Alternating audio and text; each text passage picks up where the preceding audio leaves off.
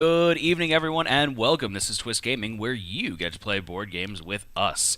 Coming to you live here from Gen Con 2018, bringing you all the board game coverage all week long. As usual, I'm Matt, and I'm joined here with Michael from Hub Games. Hello! Thank you for having us, man. It is much appreciated. No problem. So, first and foremost, you're ready for Gen Con. You're ready for the crazy influx of people and, the emptiness of the convention hall, right? It's not going to be the wall-to-wall emptiness people. of my soul and the tiredness and everything.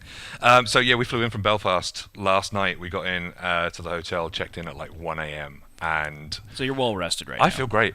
I'm primed. I'm ready. I'm in the best shape of my life for the biggest event in American gaming history, Gen Con 51. Oh, blimey! But yeah, I'm ready. I think I'm ready. No one's ever ready. I'm kind of ready. Okay. I'm as ready as I'll be.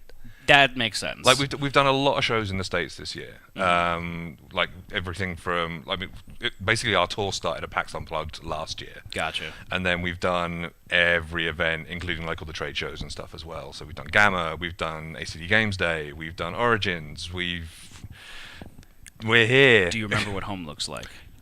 Kind of.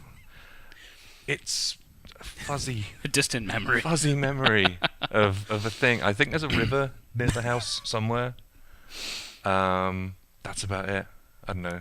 I know the office. Definitely, I've been in the office There a you lot go. recently. That's been happening That's a your lot. new home now. That's my new. I live there now. My dear employees will be employees. No, I'm the employee. They're the employers.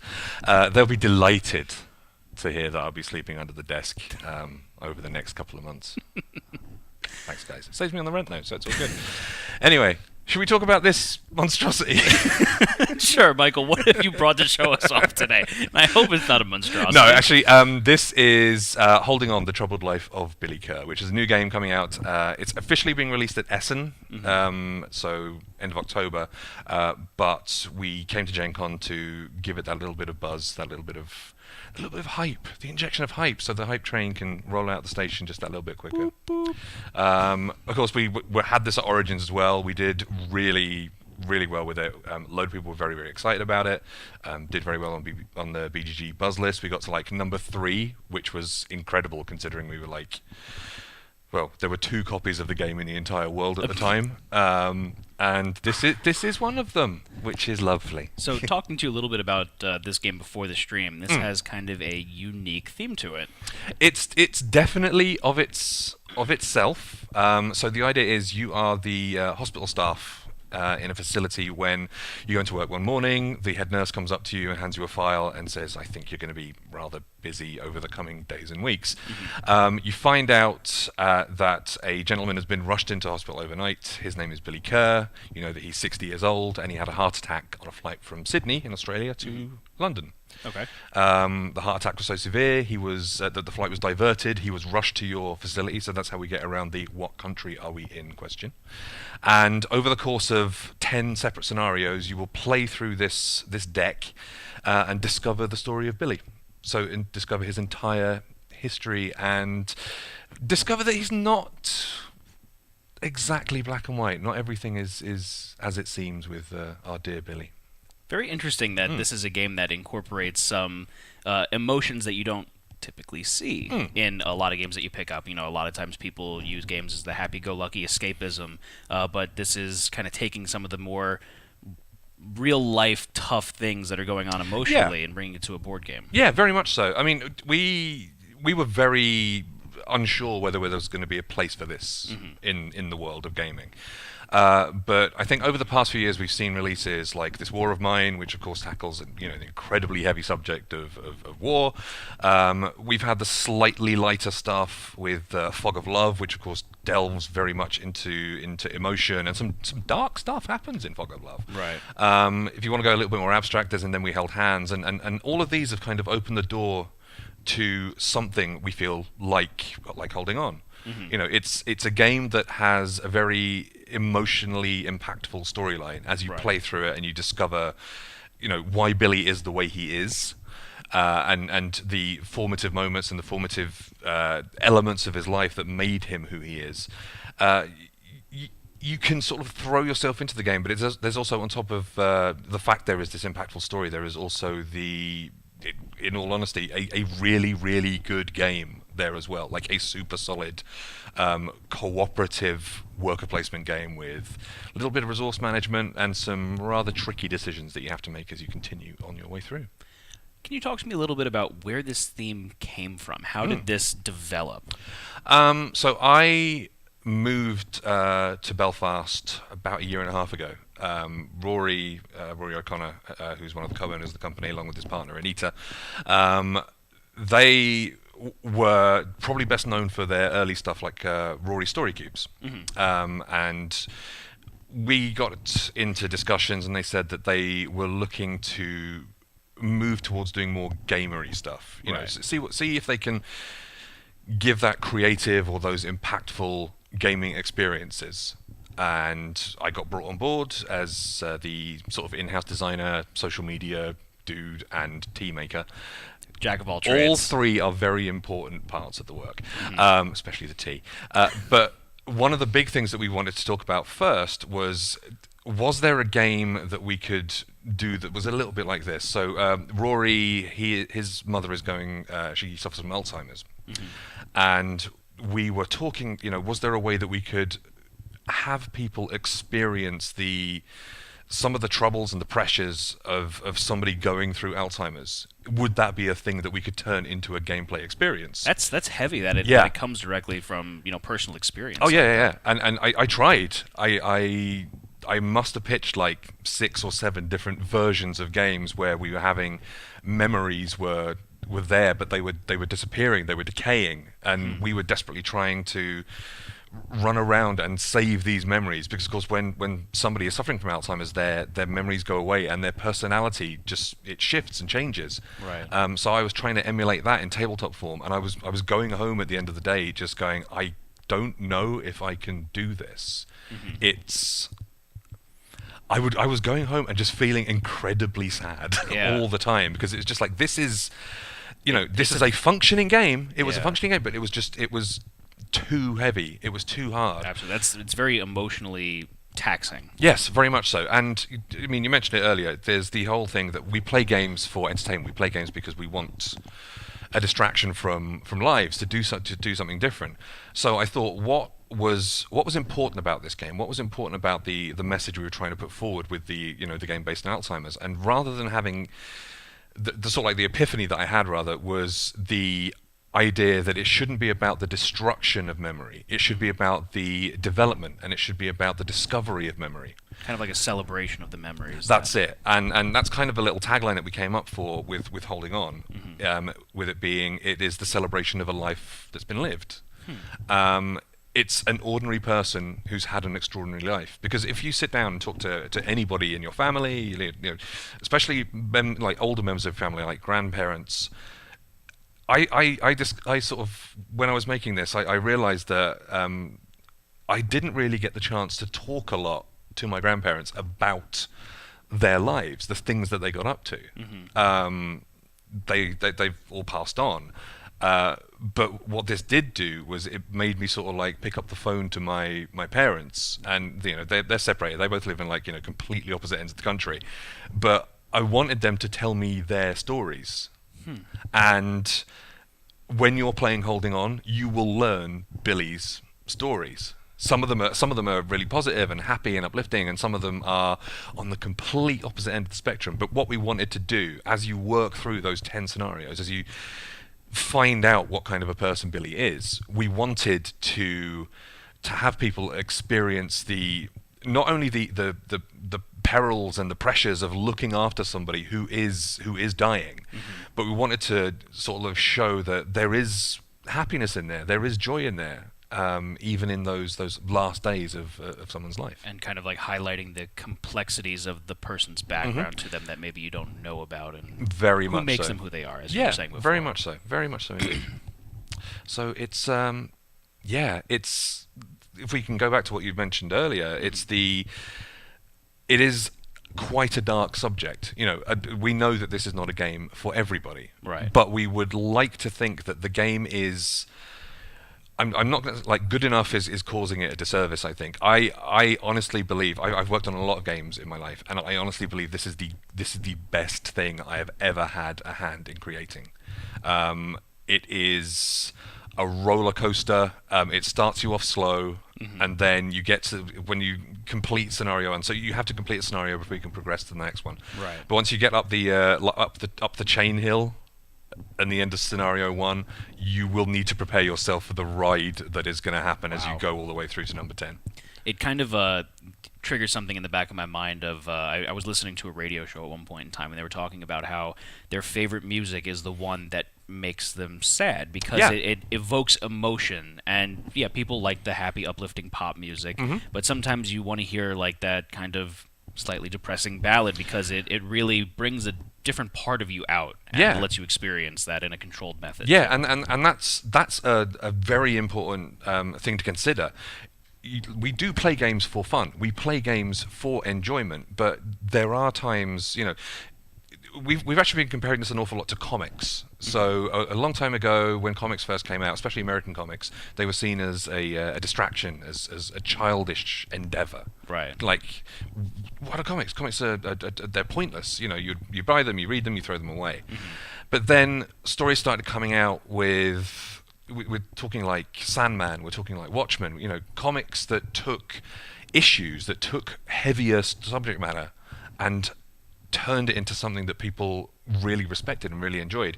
And if we're going back to things like this War of Mine and Fog of Love, we think we're now in this sort of this golden era where why can't games be doing this kind of thing? Absolutely. And we're hoping that this is going to open, in the same way that doors were open for us, we're hoping this is going to open doors for other people, and they're going to feel the ability to explore and go for something a little bit heavier. Absolutely fantastic. I'm really I want to dive in and play this game now after talking to you about it. Can you give me a little bit more in depth without being too spoilery here for the game itself? Of course, yeah. It is story driven. The game is filled with spoilers, basically from part 1. This deck here, so this is the scenario deck which drives everything.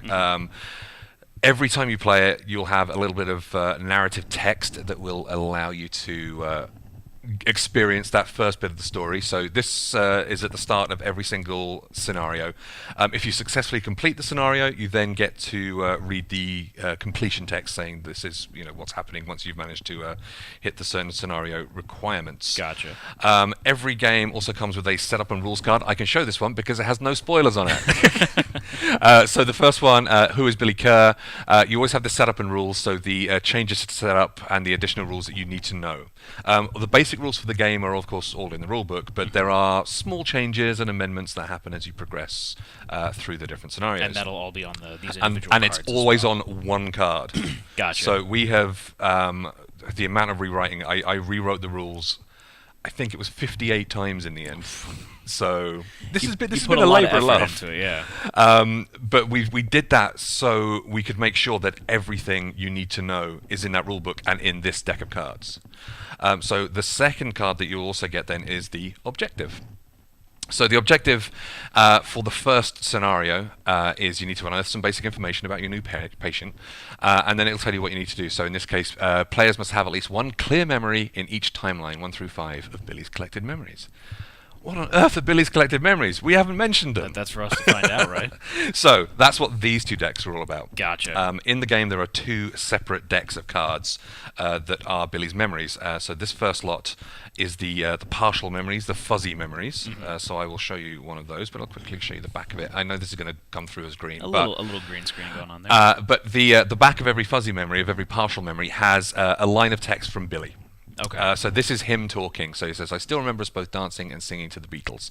And on the side of each of the cards as well, there are these little tags. So this represents which of the 5 timelines it's from. Oh, okay. So if it's 5 tags, that means it's from Billy's childhood. It's from his earliest past. So it goes then all the way up through to, if it's got 1 tag, it's his most recent history. Gotcha. Okay. So you will be looking at his entire life. Now we've actually shown this this picture on various social media and stuff before, so we can show it so it doesn't spoil too much. But every one of the partial memories, you will see Billy clearly. You can see him here. He's as a child. And then everything else is fuzzy. So everything else is fuzzy. You can kind of see that there's a person that he's dancing with. Probably, I don't want to spoil anything, but a little bit. Well, I'm gonna do a little spoiler. Okay. I'm gonna show it. So you'll also see those same tags are now actually a little bit out of place. So Right. there's some a little bit higher up here on the left, there's some a little bit lower here on the right. This is because you are going to be building a 5x6 grid of all of these memories. So they'll be linking together like a jigsaw. And that's what I'm assuming these lines here are helping you align those as well? Yep, that is it. Spot on. So, like I said, these are the partial memories. These are the ones that you're going to be initially getting from Billy. And you'll be getting those by going and visiting him over 3 shifts at the hospital every single day. So we'll be assigning staff. There's a shift manager every round, and the shift manager will tell people to go and work on this shift. When people are then on that shift, it's down to them to decide what they're going to do. And you have 2 options. You can either go down the left-hand side, which is the physical care option. So if you were to go down the physical care here, you would be looking after his body. If you go down the right-hand side, you'd be looking after his mind. This is basically palliative care, where you can either get the partial memories that we have here, or you can get care tokens, which are the blue symbol with the heart and the little cross inside it. So this is you sitting down and you're having a conversation with Yeah. him and, easing him through this portion of his life, yeah. So the care tokens are basically the in-game currency, and you use those, and I'll steal this away, you use those to get the full memories. So these are the full versions. So if you remember, this was the original one that we had. The fuzzy memory. This is the full version of the memory. Oh, look at So that. the cards will overlay, and then you get to see the full picture. You get more clarity to it then. So this is him trusting you that little bit more. You're spending those care tokens. You're spending the resource by spending time with him. You earn the ability to basically develop the pictures. You get to see what's actually happening in his life. That's really beautiful too. The way that the art kind of it's the same image, but it's 2 vastly different pictures in the way that this one's very open to interpretation. This one you're seeing exactly what's going on. Yeah, and if you partner that with the line of text that Billy said, of course, you then know exactly what's happening. He's dancing away with a woman, I'm assuming. His mother, probably. I ain't going to say nothing. Yeah, you pretty much got it. Well done. But you will find out the whole you're literally getting the whole picture. Gotcha. Without being too cliched about it. But yeah, the art is beautiful throughout. We worked with a British comic artist called Bryn Jones, who is really well known for taking like classic pieces of art and modernizing them. So he's like turning like Renaissance art into robots, that kind of stuff. That's really funny. But we asked him if he would be willing to come on board with this, and he has this very sort of like this dreamlike painterly style that we just with fell in love with. memories. Yeah, Yeah. it works beautifully, and as well as having the sort of the little links, the little tabs on the side of each of the pictures, a lot of the pictures will flow into cards around them as well. So you'll see the paint swatches sort of go from one card into another one. So it kind of paints like a bigger landscape once you have everything laid out on the table. Yeah. Then. Now you might not necessarily see all of the images in one hit. As you go through the different objectives, you'll be looking to find out different things, because as you go through the story, you'll need to get in contact with people from Billy's past. You'll need to discover an awful lot more about what's happening. But it's... Yeah, to say any more would kind of probably be a little bit spoilery. Don't spoil it for me, please. But yeah, you are on a clock. If this deck of cards runs out, if the patient deck runs out, you will lose him. Billy does die, so you would have to restart the game. It's a little bit of a timey-wimey Groundhog Day situation. Gotcha. But yeah, as you play through, if I just sort of show you how a day would work. So you have these would be the patient cards of a day. These are revealed one by one, so this is a quite positive one where you can actually spend time with him, talk about trying to get those clear memories. This is a slightly worse one. So if you ever have any of these red symbols, if you don't use those care tokens to cover them up, he will actually start dropping down in health. And then, of course, there's a few emergencies dotted into the deck as well, so that is not a great finish. But yeah, it's very much a cooperative experience, but we try to get rid of that alpha player element, that quarterbacking element, by, if you are the shift manager, your job is to tell people where to go. If you are on a shift, you decide what happens. Gotcha. Nobody's allowed to advise you. Nobody's allowed to say, "Oh, you should do this." Everyone's in charge of doing their job. Yeah, then. because it's like, I'm in the hospital. You are at home. Shut up. I am in control here. But there's a lot of rather tricky decisions people need to make, because of course if you spend all of your time looking after his health, you're not getting through to the objective, you're not finding out about his memories. If you're focusing far too much on trying to get cards, I need to get cards, I need to build them into the grid, I need to make this happen, he's going to go down and down and down. And as you can see here, it goes into an orange section, and then a red section, and then a black section. So that means that things are going to get progressively worse as you go through the game. So you got to keep him healthy enough to keep him going long enough to get the objective beaten. Story. Yeah. And that is it. That's Holding On. It comes out in October. Fantastic. So where can people go to get more information about Holding On? So the best thing at the moment is probably head to our website. We'll be putting the official Holding On page up shortly, along with some pre-order information, so folks will be able to get it. That is wearehubgames.com, as in a full sentence. On top of that, of course, we're on Twitter. You can get us at wearehubgames. I'm at IdleMichael. My co-designer Rory is at Rory O'Connor.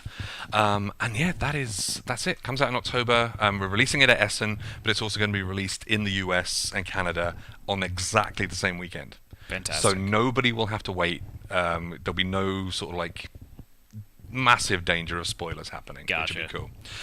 Now, before we go, can I do a quick announcement? Absolutely. All right, cool. We have another game. Ooh. Oh. So we released this at last Essen. This is Blank.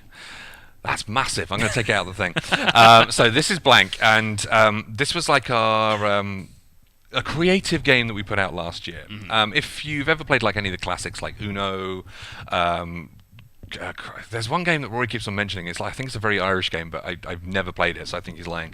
But if you've ever played like any game where you have to play cards to match colors and match numbers to get rid of all the cards from your hand, you will know how to play this.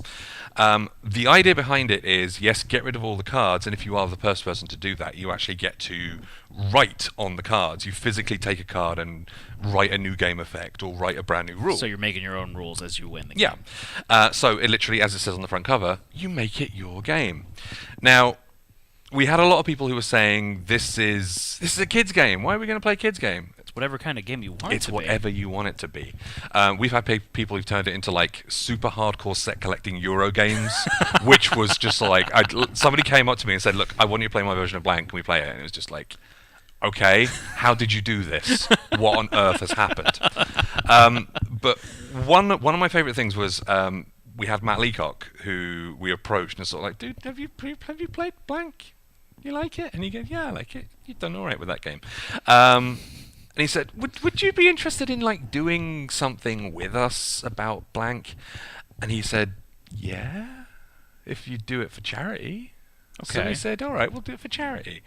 So I am very pleased to announce that this is an exclusive. You heard it An first, exclusive. Folks. This is not an exclusive. That's a completely different thing. Sorry, I'm really jet lagged.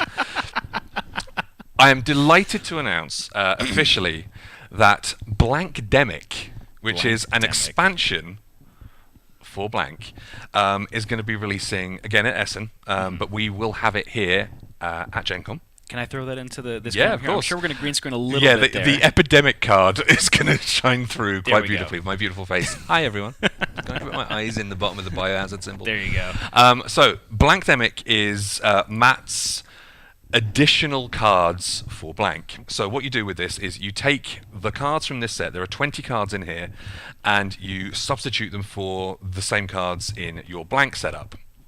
And then everything you love about your favorite game, about trying to save the world from illness and disease, you now get to... Cooperation. You now get to do in our lovely, wonderful, daft, get rid of your cards, colours and numbers game. Very funny. But of course, you are now taking what Matt has done, taking his epidemic cards, his outbreak cards, his new rule cards and all of that, and turning your version of Blank into another version of Blankdemic. So this is going to be the first in a designer booster series. So we're planning on doing one every year. The proceeds from it also go to charity. So it's the designer's choice. For Matt, we're donating it all to Médecins Sans Frontières because he's done work with them before. I also like to say it's not just Matt who's designed this; it's his daughter as well, Colleen, who is a terrifying genius. Give it like 15 years, and I guarantee you, she will have like 3 Spiel des Jahres on her wall. It will be very, very cool. It's going to be retailing for $6. Okay, so it doesn't break the bank. So it doesn't break the bank. I mean, the game itself is like 12, so it's a bargain. Please buy it. But this is, we're really, really happy with this. We are delighted with how this turned out. It's been a hilarious and sometimes troubling path to walk with the development of this. You'd have thought that making 20 cards for an expansion for a daft card game would be really easy. It's not, especially when you've got like the constraints of trying to theme it around something else. Right. But we signed our new developer to our next year one today as well. Oh yeah. So this is not going to be this is not going to be the last one. This is going to be the first one. But yeah, we're not going to say who that is. We're going to announce that at Essen. Oh. But this is enough. This is exclusive. I was wondering if we could get like a clue, maybe. They are not American. They are European. No, that narrows down a few people. That's it. It like wipes out a hell of a lot of people. But yeah, so another quick thing about it. Mm-hmm. If you want to play this at Gen Con, because I'm assuming people who are watching this are going to be at Gen Con, some of you, Matt is going to be joining us on Thursday, on Friday, and on Saturday to play Blank Demic. Awesome. With him. He's been lovely enough to sort of like offer us some of his time to sit down, and you get to play games with Matt Leacock. This is the kind of thing that people will pay insane amounts of money for. It's like, I'd like to, I'll spend $50 on tickets to play games with Matt Leacock. Come play it for free. Free's my favorite word. Free is the best price. Mm-hmm. And we would love to see sort of like the rules that people come up with for the new Blank Demic expansion as well. So it's all good. Fantastic. Cool. Thank you for letting me plug stuff. It is much appreciated. Worries, Michael. Thank you so much for coming on. Thank you so much indeed. Really, much appreciate it. And thank all of you for watching at home. Stay tuned as we bring you more board game coverage all week long here from Gen Con 2018. Signing off for now, though, I'm Matt. Have a good one, everyone. Bye.